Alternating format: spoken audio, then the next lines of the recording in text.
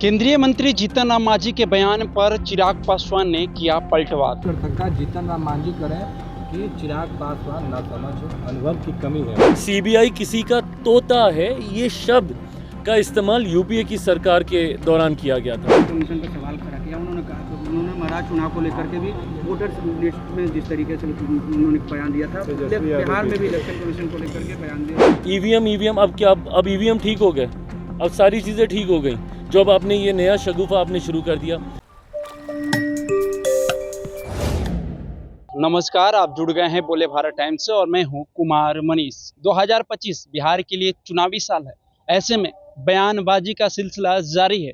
आपको बता दें कि नीतीश कुमार के गृह जिला नालंदा में जिस तरह से खुले मन से एक निजी कार्यक्रम में चिराग पासवान की जो पार्टी है उसकी महासम्मेलन थी, उसमें चिराग पासवान ने खुले मन से दलित समाज और महादलित समाज को लेकर चिराग पासवान ने कहा कि जब तक चिराग पासवान जिंदा है, दलित समाज हो या महादलित समाज हो, सोचने की उनको जरूरत नहीं है। उन पर जब तक हम जिंदा है आंच नहीं आने देंगे। अब इसको लेकर केंद्रीय मंत्री जीतन राम मांझी ने पलटवार किया। उन्होंने कहा कि चिराग पासवान ना समझ है, उनको समझने की जरूरत है, उनको राजनीतिक समझ नहीं है, कम है। अब इसको लेकर जब मीडिया ने चिराग पासवान से सवाल किया तो चिराग पासवान ने उन पर पलटवार करते हुए क्या कुछ कह रहे हैं, सुनिए इस पूरे बयान में। कर सकता जीतन राम मांझी करें कि चिराग पासवान ना समझ अनुभव की कमी है। जो कहते हैं वो करते नहीं। बिल्कुल ठीक कह रहे हैं भाई। अनुभव आप देख रहे हैं, आदरणीय मांझी जी मेरे पिता तुल्य हैं।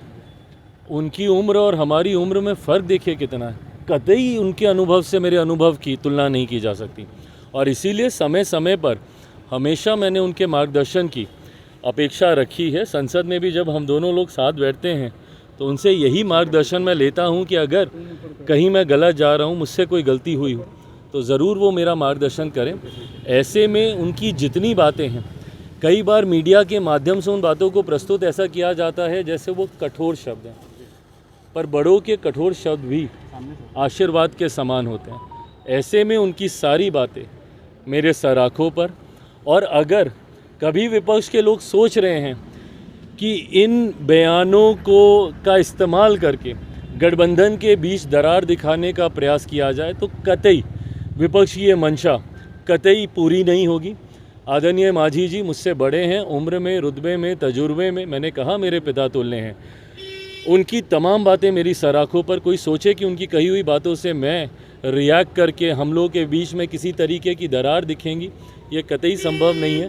पूरी एकजुटता के साथ हैं और उनके अनुभव का लाभ मुझे मिले, ये आशीर्वाद मैं उनका जरूर चाहूँगा। राहुल गांधी इलेक्शन कमीशन का सवाल खड़ा किया। उन्होंने कहा, उन्होंने महाराज चुनाव को लेकर के भी वोटर लिस्ट में जिस तरीके से उन्होंने बयान दिया था, बिहार में भी इलेक्शन कमीशन को लेकर के बयान दिया। ये जैसा मैंने कहा कि ये लोग बहाना पहले से ही तैयार कर रहे हैं। और दूसरा, मेरी चिंता इस बात की कि किस अराजकता में आप जीना चाहते हैं भैया।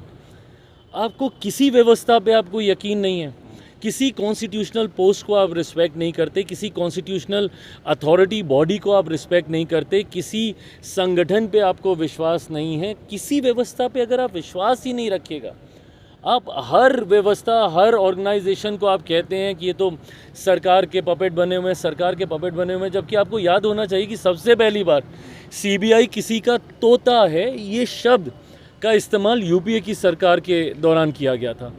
आपकी नाराज़गी हो सकती है, वो मैं समझ सकता हूँ, आपकी चिंताएं हो सकती हैं, मैं वो भी समझ सकता हूँ, पर उसके लिए उस पूरे सिस्टम को आप नकार दें, उस पूरी व्यवस्था को आप नकार दें, ये कतई सही नहीं है। आप ईवीएम पे आप ठीकरा फोड़ते हैं। ईवीएम अब क्या, अब ईवीएम ठीक हो गए, अब सारी चीज़ें ठीक हो गई। जो अब आपने ये नया शगुफा आपने शुरू कर दिया।